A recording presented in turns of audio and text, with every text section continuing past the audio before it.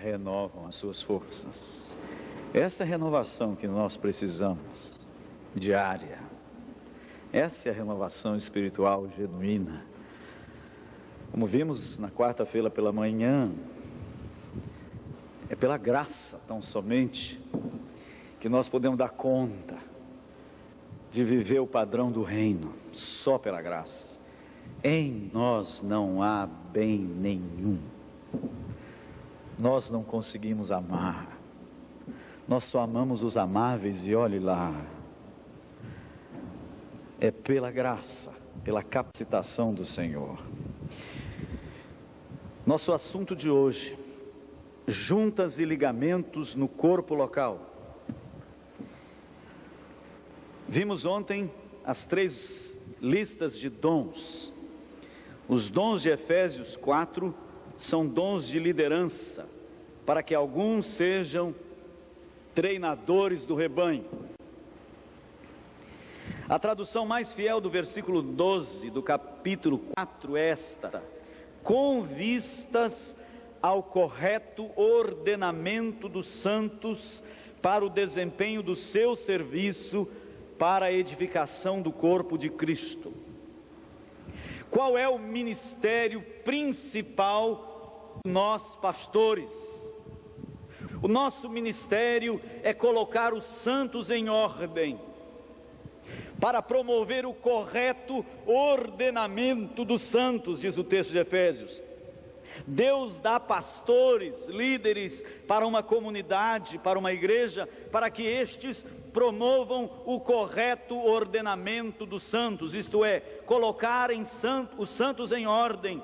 É a mesma ideia de se colocar os soldados de um batalhão em ordem para o combate.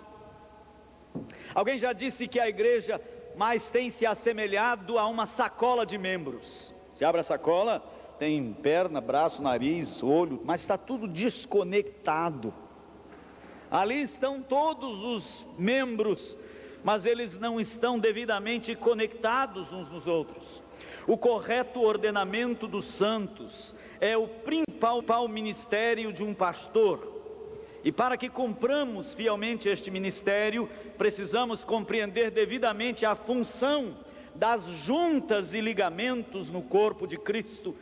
É o que Paulo diz-nos aqui em Efésios 4. E para tal compreensão procuraremos responder a 3 questões fundamentais. A primeira: o que são juntas e ligamentos? Aqui em Efésios ele fala apenas de juntas, mas em Colossenses ele adiciona também a palavra ligamentos.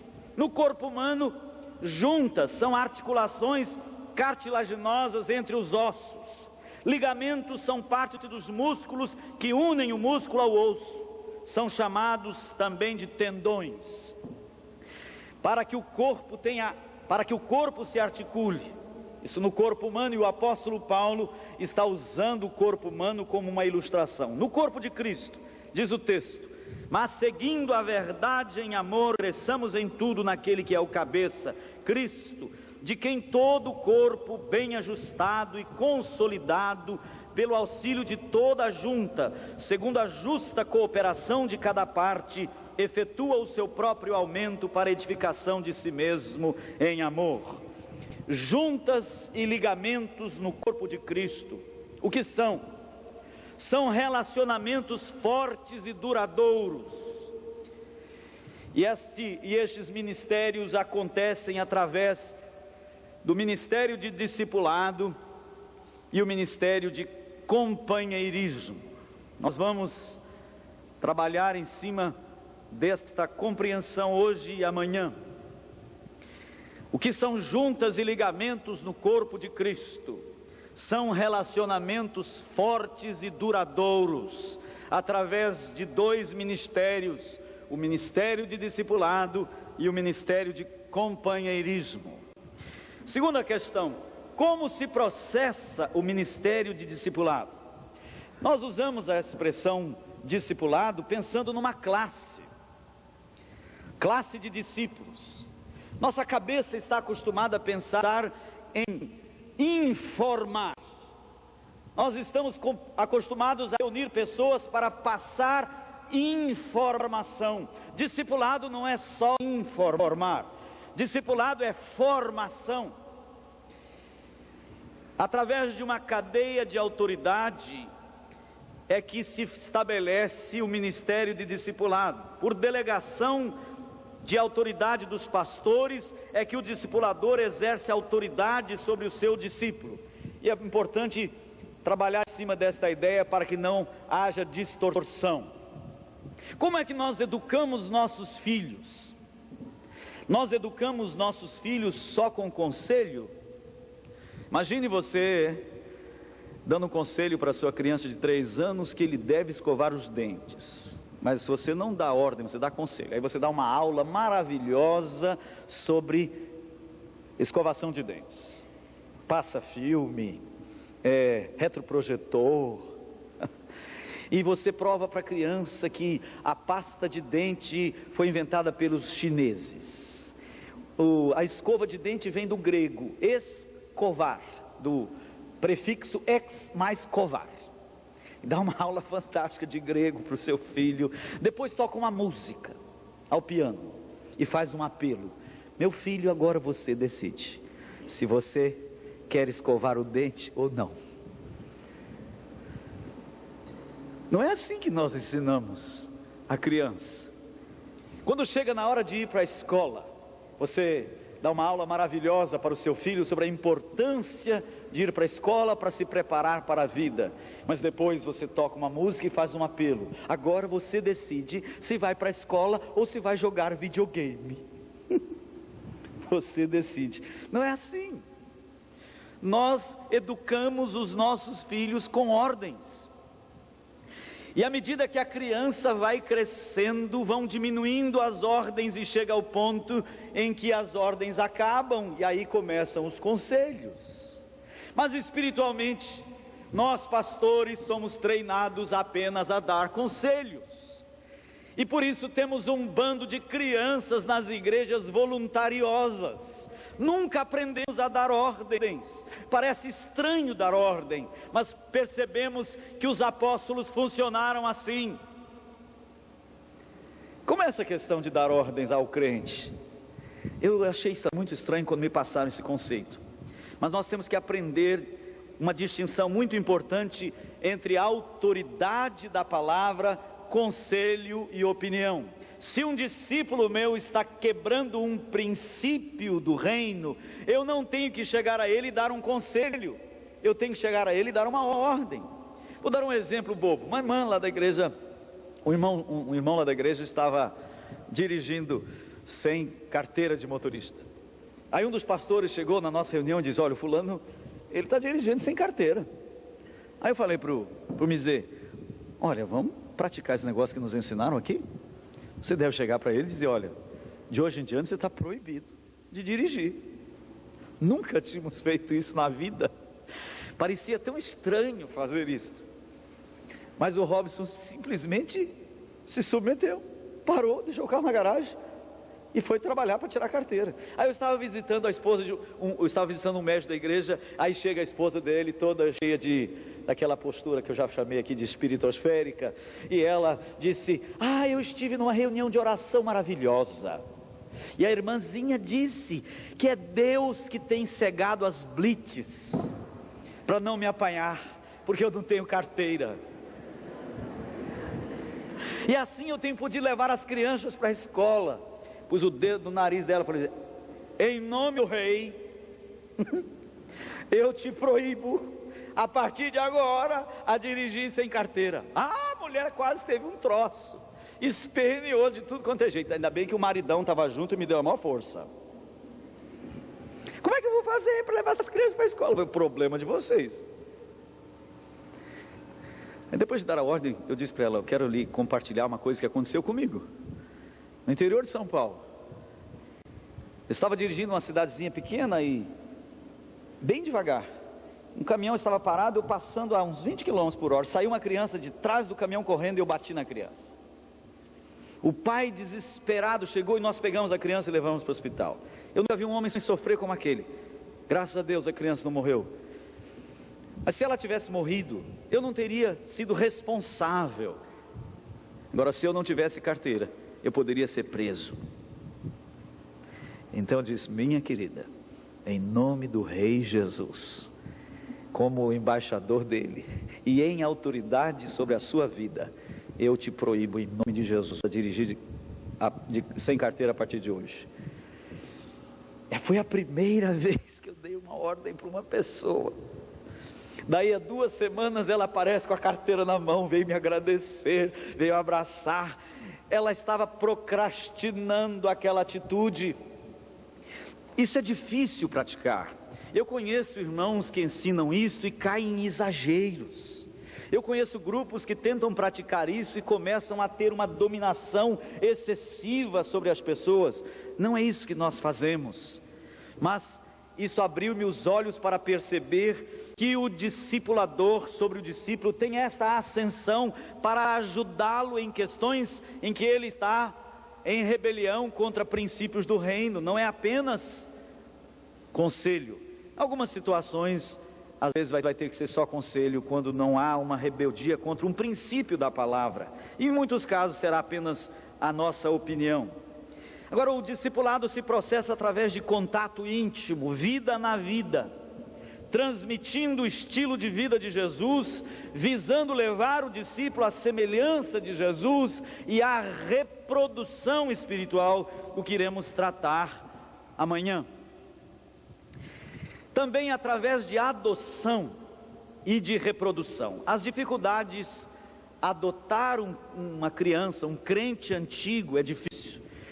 Começamos este projeto na Igreja Batista da Redenção com 20 crentes. Mas eram crentes já com esporão.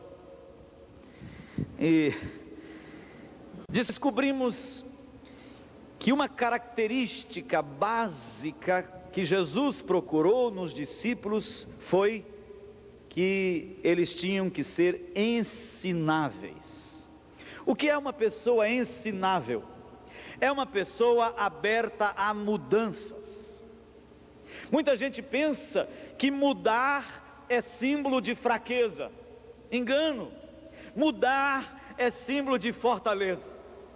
Uma pessoa que não tem medo de rever. Muitas pessoas são agarradas em suas tradições e por medo resistem, porque têm medo de mudanças. Nós precisamos ter coragem para rever sempre.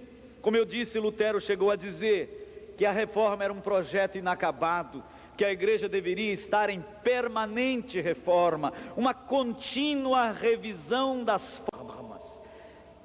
Como mencionei aqui o caso do navio, a igreja é como um navio.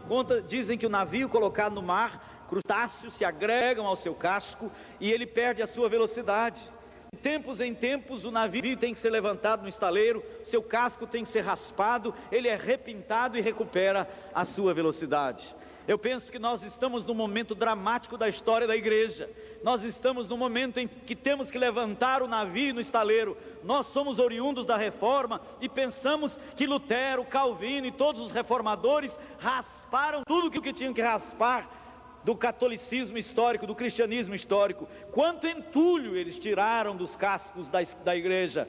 Mas em 500 anos de história, a igreja evangélica, nossa denominação que nasceu no século XVII, precisa repensar muito das suas formas de ser igreja, e para isso precisa coragem. Coragem para repensar.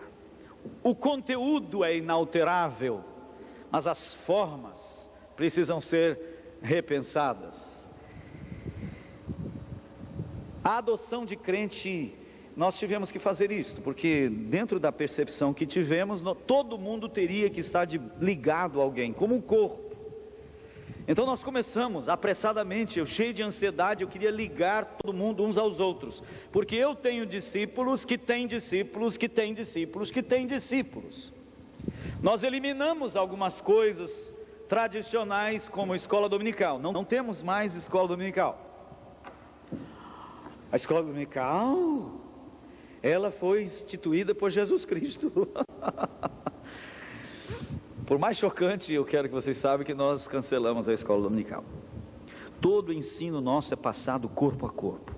Vocês não são obrigados a fazer do nosso jeito, nós só estamos tentando. Todo ensino é passado corpo a corpo, vida na vida. Dá um trabalho doido. É mais fácil a escola dominical. Dá um trabalhão danado. Não entrem nessa não, porque é difícil. Mas o que estamos percebendo é outro nível de relacionamento, mais comprometido. Mas descobrimos que Jesus trabalhou em níveis. Jesus trabalhou com a multidão no ministério de misericórdia. Ele não tinha muitas expectativas com a multidão, ele curou os seus enfermos. Dentre a multidão, Jesus tinha 120 discípulos. Dentre os discípulos, ele selecionou 12. Dentre os 12, ele tinha 3. Dentre os 3, ele tinha 1. Jesus trabalhou em níveis. Os apóstolos fizeram a mesma coisa. Nós somos treinados no seminário a dar o melhor do nosso tempo aos problemáticos. Passei minha vida gastando o melhor do meu tempo com os crentes problema. Não foi assim que Jesus agiu. Não foi assim que os apóstolos agiram.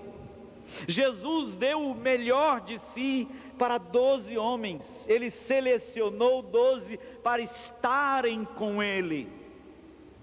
Com a multidão ele teve um ministério de compaixão, de curar os seus enfermos, mas a todo momento ele estava com aqueles 12. Nós não fazemos isto. Nós achamos que como pastor não podemos ter este grupo seleto. Jesus fez isto e nós temos que fazer isto.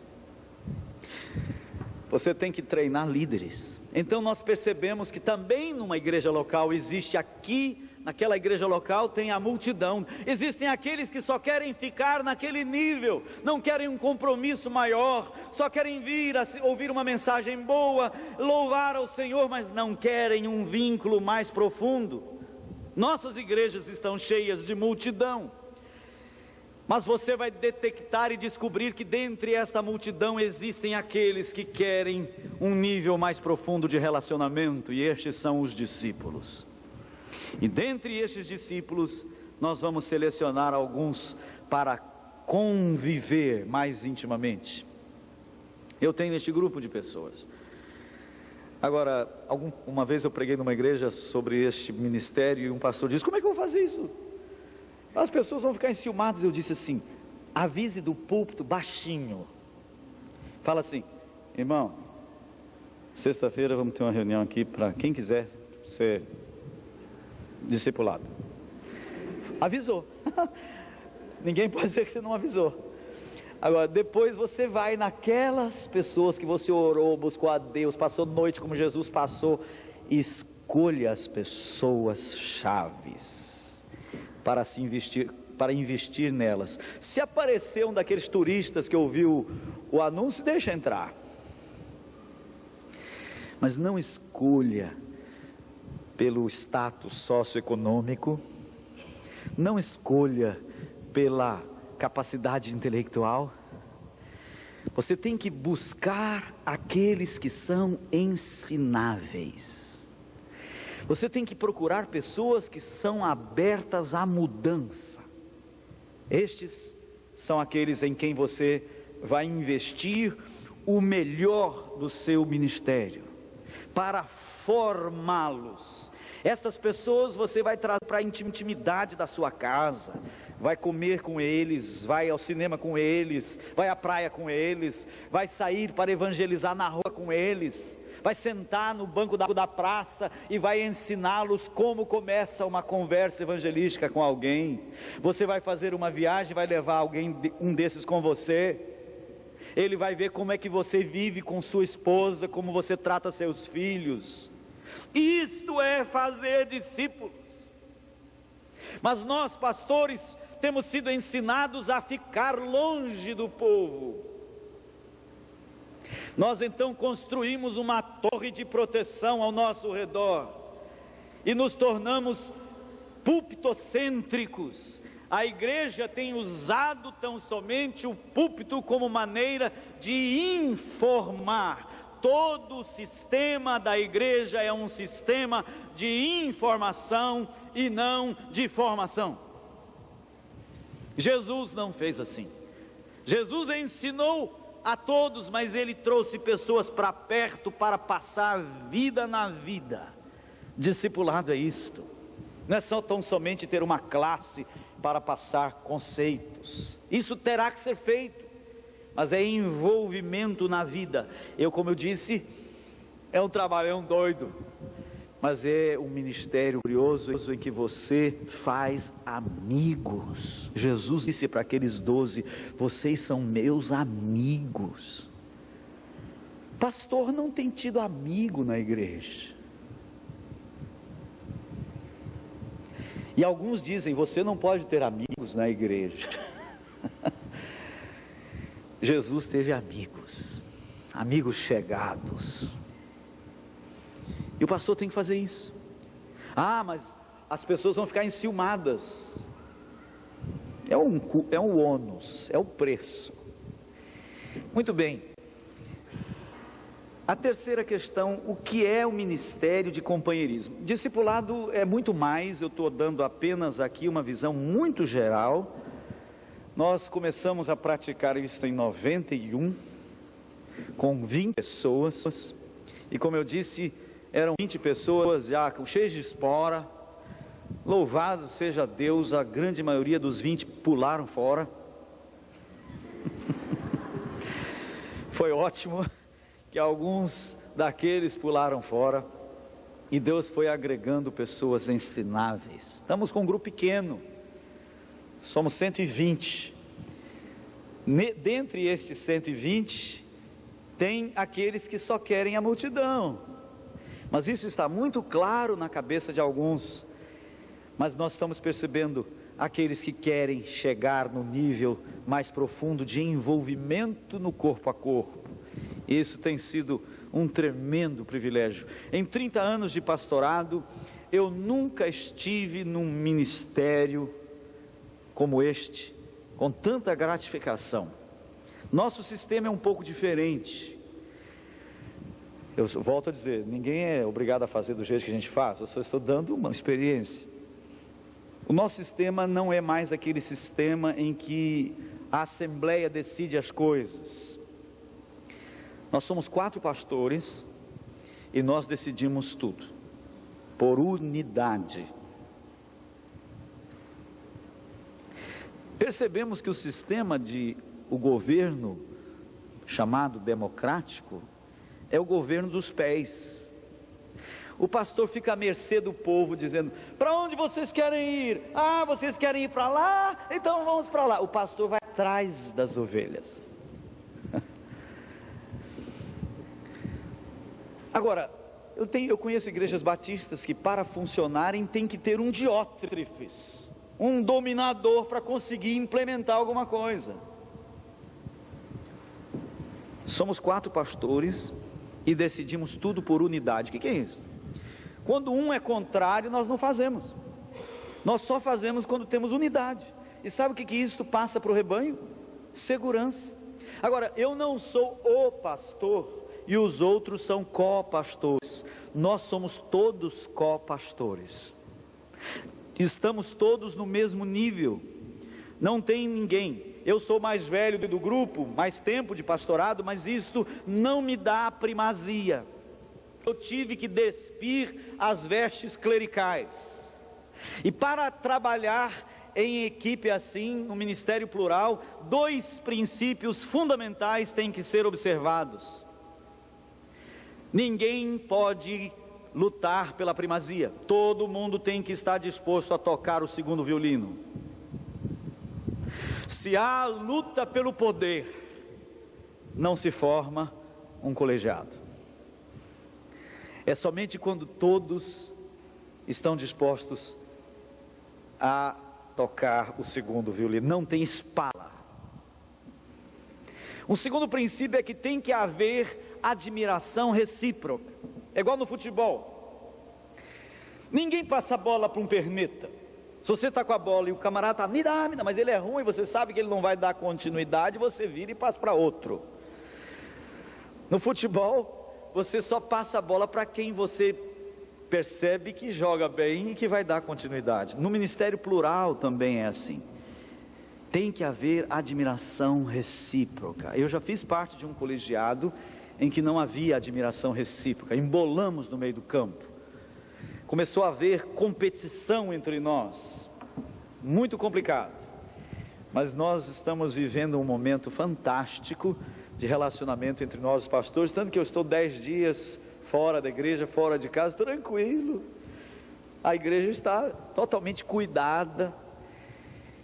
E assim tem sido o relacionamento entre nós, maravilhoso. Ninguém está tirando o tapete debaixo do outro, ninguém está disputando a primazia, e isto é fato, e isto é maravilhoso. Agora, o ministério de companheirismo. Jesus pegou os discípulos e os reuniu 2 a 2. Todas as vezes Jesus mandou os seus discípulos de 2 a 2.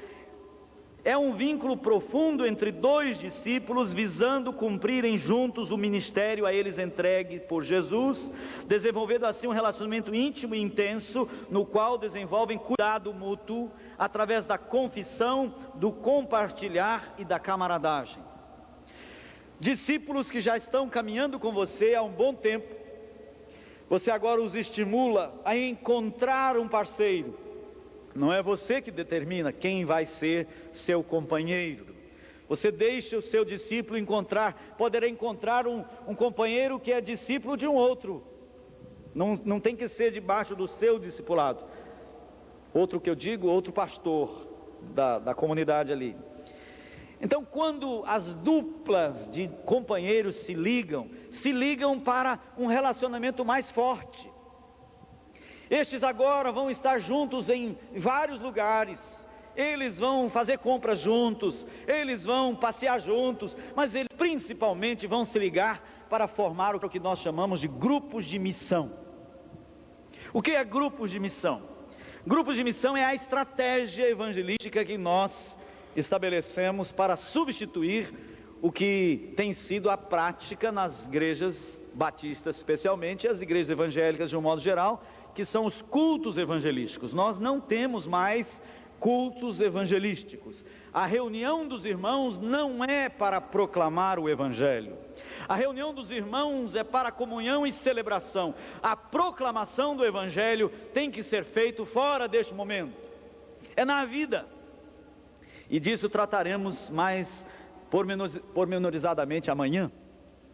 Então, os companheiros se ligam especialmente para exercer o seu ministério de fazer discípulos, de conquistar pessoas. Abrem a sua casa, um deles abre a casa, mais ou menos 2 casais se tornam companheiros, abrem a sua casa para começar um projeto de missão.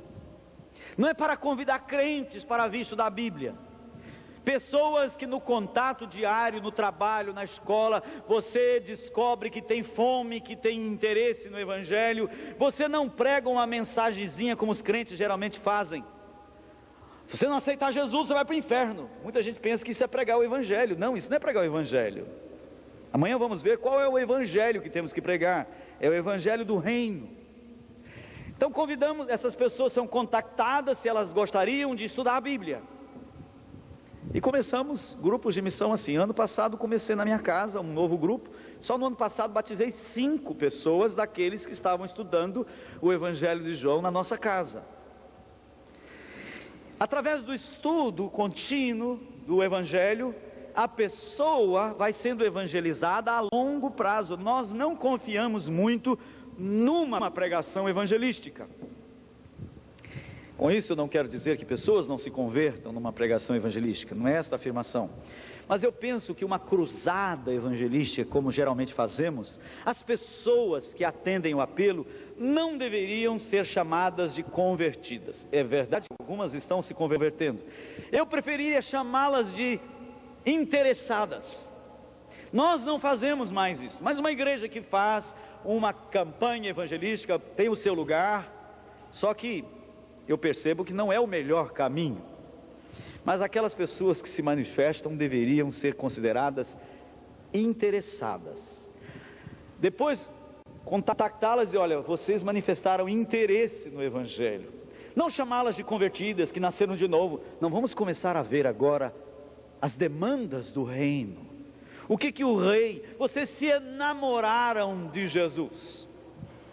Vocês estão enamorados, vocês foram atraídos, mas o casamento, vamos começar a estudar o Evangelho para ver como é que é esse casamento. E aí, neste processo de evangelização, que ainda não é discipulado, você vai passar para as pessoas o Evangelho do Reino. O que é Evangelho do Reino? Deixa para amanhã. Vamos trabalhar no Evangelho do Reino amanhã. Então, a evangelização demora. Eu evangelizei um rapaz que eu batizei agora no fim do ano. Começamos o grupo de missão lá em casa por causa dele. Nós levamos 6 meses evangelizando o Aurimar. E ele só decidiu-se no fim do ano. Não fizemos apelo neste caminho. O apelo sabe qual é? No dia que você quiser mudar de dono, mudar de reino, eu te batizo. Isso não é dito numa reunião pública para pessoas que estão ouvindo a pregação pela vez. Quem quer ser batizado? Nunca fazemos isso, obviamente. Eu soube que uma pessoa se negou a vir aqui ouvir esta palestra, porque ela disse, não, eu vou assistir alguém que diz que quem quer ser batizado venha. Nós não fazemos isso, é tolice fazer isso. Meses evangelizando uma pessoa, ela compreende pelo estudo do Evangelho de João que só existem 2 reinos, ela compreende pelo estudo do Evangelho de João que todos nascemos aqui debaixo do jugo de um tirano que é Satanás, que ninguém nasce aqui do lado de Deus, que nascemos aqui filhos do diabo, conforme está em João 8,44, ela percebe isso, quem não nascer de novo não pode ver o reino, ela está estudando isso e vendo. E percebemos que no Novo Testamento não existe apelo para levantar a mão, ou para fazer uma oração para aceitar Jesus. A forma da pessoa responder é ser batizada. Agora é óbvio que lá no começo da igreja, o confronto era tão claro, a pessoa sabia as implicações de ser batizado, sua cabeça estava a prêmio. Por isso temos que demorar hoje muito mais na evangelização. Enquanto a pessoa não é batizada, ela está sendo evangelizada e ela não fala que está convertida, ela em nenhum momento ela diz que já está do lado de Deus, ela sabe, de tal maneira que no dia que ela disse, eu já batizei gente 2 horas da madrugada, é meia-noite. Pra vocês terem uma ideia, há poucos meses atrás chegou um jovem que nós estávamos evangelizando há meses. Chegou meia-noite na minha casa. Eu morava numa casa que tinha piscina. Falei para vocês mudei agora para um outro centro da cidade, mas tem uma banheira ótima lá. Aí chegou meia-noite lá em casa e falou, estou me convertendo agora na rua, eu resolvi, eu quero é Jesus mesmo. E eu quero entregar toda a minha vida para Ele. Eu enchi a banheira e falei, você é privilegiado, vai ser batizado em água morna. Batizei ele na banheira. Ele levantou da banheira e disse, agora tem que pregar para minha namorada, porque se ela não se converter, eu vou ter que deixá-la, porque ela vai querer transar comigo e eu não transo mais com ela. Aquele moço compreendeu com todas as letras que no reino de Jesus é diferente que do reino do capeta. Aqui no reino de Jesus, namorar não é como neste reino, é diferente. Ele está vivendo, e a namorada dele logo pouco tempo depois se converteu, mas veio discutir comigo, por que não podemos transar? Aí tive que gastar tempo para mostrar para ela como é que era no reino de Jesus, e lá estão eles, firmes, sem transar, e não fica doente. Ele está construindo este relacionamento de namoro de uma outra base, da maneira do reino de Deus. Já batizei gente 2 horas da manhã, porque me telefonou o pastor, o outro pastor Mizê me ligou e disse assim, olha, a pessoa resolveu agora, ela disse que quer batizar. Falei, então, Mizê, deixa para amanhã. Eu dormindo, ele, não tem jeito não, você ensina que tem que ser assim, vamos assim. Aí nós falamos, o carcereiro foi batizado de madrugada, vocês lembram? ele acertou as lambadas no Paulo, fez tudo aquilo, se converteu naquela madrugada, e diz-nos o texto que madrugada Paulo batizou a família inteira. Não disseram, pessoal, vamos esperar até amanhã. Não, a maneira das pessoas responderem ao convite era sendo batizadas. Nós não somos tão radicais assim. Não fique pensando que isto é um ponto de radicalismo, não. Às vezes a gente espera um pouquinho, mas lá no começo nós estávamos bem radicais nesse negócio. Batizei gente até de madrugada, e foi muito interessante, porque o batismo toma outra conotação, um impacto muito forte. Não fica um rito esvaziado. A pessoa está ali através de um cerimonial muito interessante de sepultamento e ressurreição. Ela está debaixo de um tremendo impacto emocional, e aquilo marca a sua vida. Porque o que nós acabamos praticando é o seguinte: quem crer e for salvo um dia será batizado. Não é isso que nós praticamos? Quem crer, não é isso? Quem crer e for salvo um dia, quando der, vai ser batizado. Nós estamos tentando colocar a coisa próxima. Quem crer e for batizado será salvo. O crer e ser batizado está muito junto. Por isso que demoramos na evangelização, porque a evangelização é para levar a pessoa a perceber que conversão é render-se ao governo de Jesus. Conversão não é aceitar Jesus para ir para o céu. Conversão não é aceitar Jesus para ter paz, para ter prosperidade. Conversão é mudar de dono. Então, quando isso fica claro para a pessoa, quando ela é batizada, ela está consciente disso, que ela está se submetendo ao governo de Jesus. Então pode batizar a hora que for. O ministério de companheirismo, então, é desenvolvido para a criação de grupos de missão. Jesus fez assim. No Velho Testamento nós encontramos alguns exemplos de pessoas bem ligadas: Davi, Jonatas, Elias e Eliseu. Elias era discipulador, era mestre de Eliseu. Mas no Novo Testamento é que a coisa é mais clara. Os 12 apóstolos, no relato de Mateus 10, 2 a 4, e de Lucas 6, de 12 a 16, você vai perceber o nome dos apóstolos sempre em duplas. Muito interessante que eles estão mencionados em duplas. João e Tiago, não sei o que é, eu não vou ler o texto agora, vocês podem ler depois. Marcos é o texto em que eles aparecem numa lista individualizada. Mas o livro de Marcos, depois de apresentar os 12, não em duplas, imediatamente ele relata o envio desses 12, 2 a 2. Muito interessante, Jesus os ligou 2 a 2 para o cumprimento da missão. Ele não mandou ninguém sozinho. Parece-me um grande erro uma pessoa ir para o trabalho missionário sozinho. Um grupo missionário, eu não adoto todos os procedimentos deste grupo. Há coisas boas no ministério da Jocum, mas há algumas coisas que a gente tem dificuldade. Mas o que mais me impressiona no ministério da Jocum é que eles têm enviado pessoas, nunca enviam pessoas sozinhas para abrir campo missionário. Eles sempre mandam um grupo de pessoas, eles sempre mandam discípulos juntos.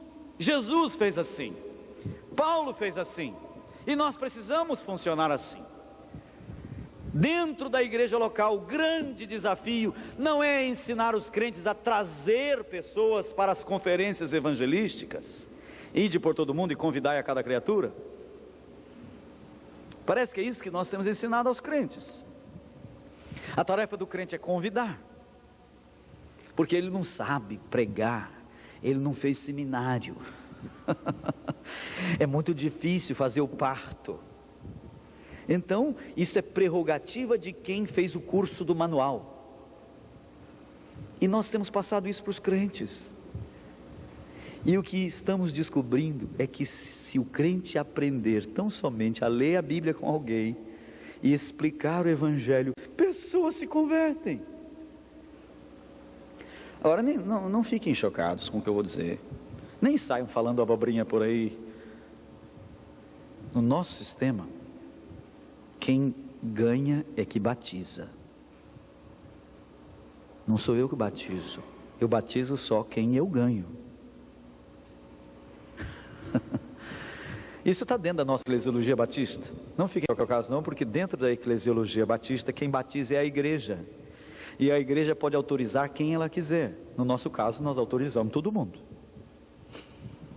Todo mundo está autorizado a batizar, desde que ganhe, porque quem ganha vai batizar e vai cuidar.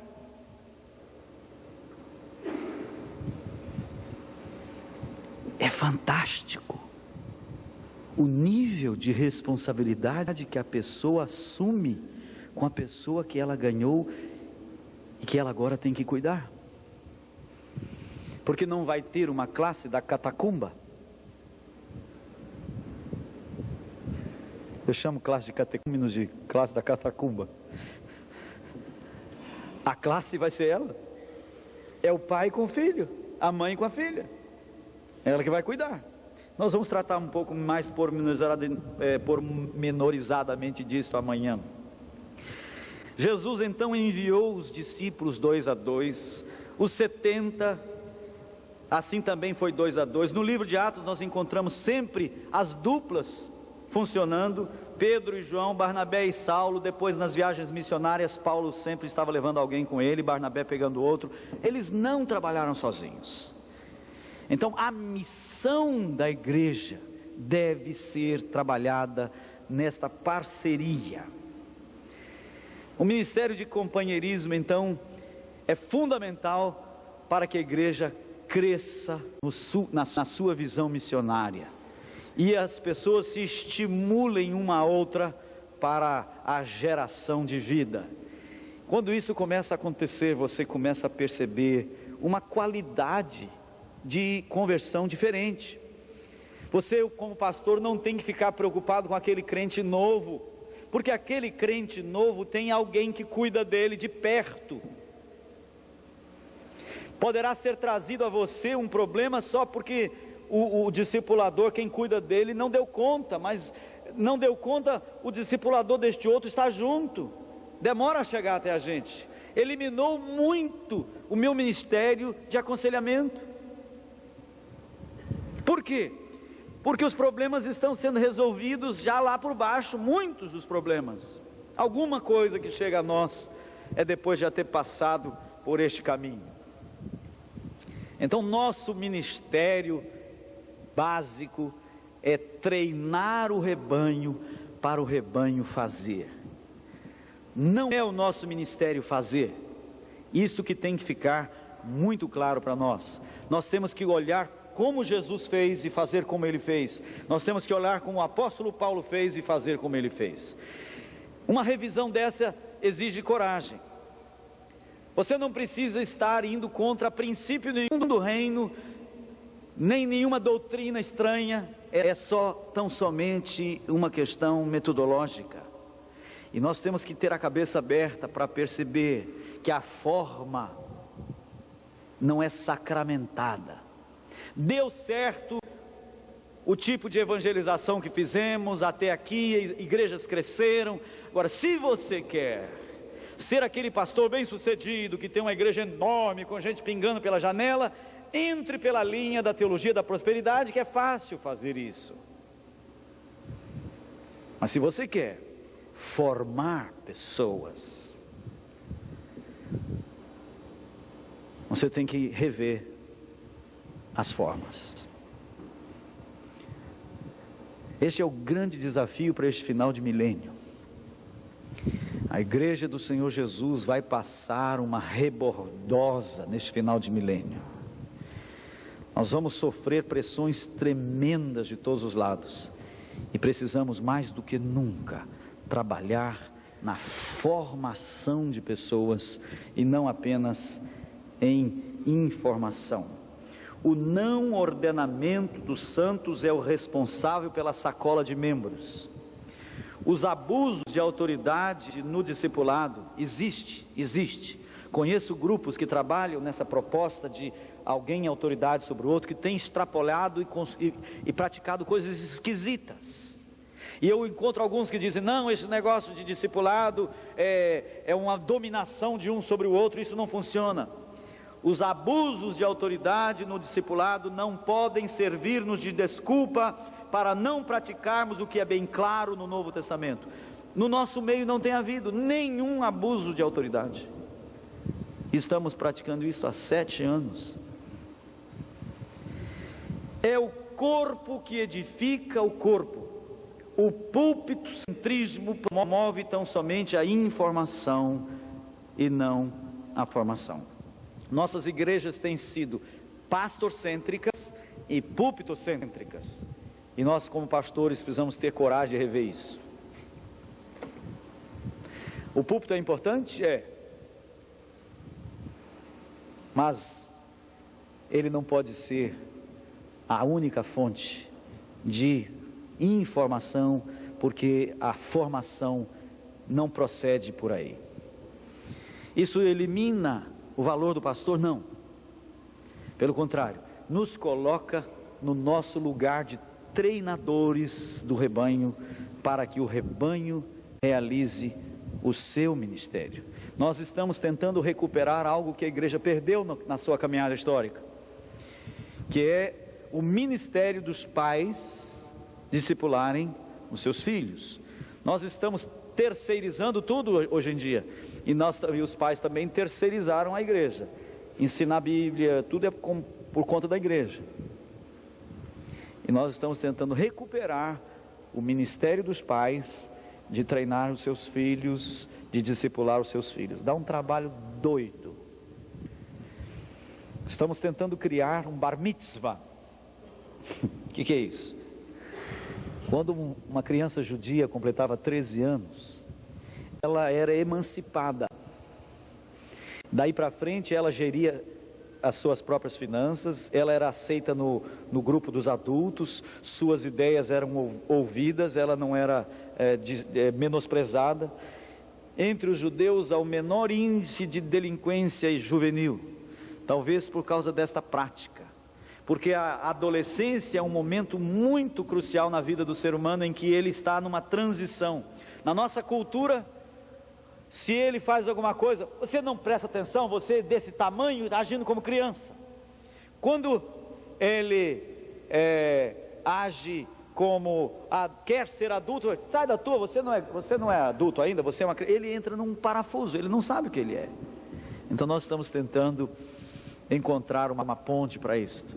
Quando uma menina, o menino faz 13 anos, nós estamos ainda na dúvida qual a idade melhor. Os pais entregam este filho para um jovem já maduro, ou para uma jovem que vai agora cuidar dele, que vai discipulá-lo. Esse adolescente vai ter neste jovem, que tem uma vida bonita com Deus, que tem um namoro bonito, um exemplo.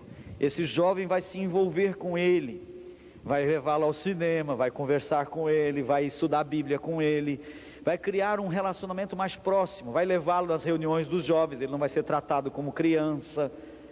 Isso ainda está em processo, mas nós estamos vendo o fruto disto a longo prazo, trabalhando com esta faixa de 13 a 16 anos. É isso aí. Amanhã tem mais. Amanhã eu quero falar sobre fazendo discípulos e não convertidos, em prosseguimento a esta colocação.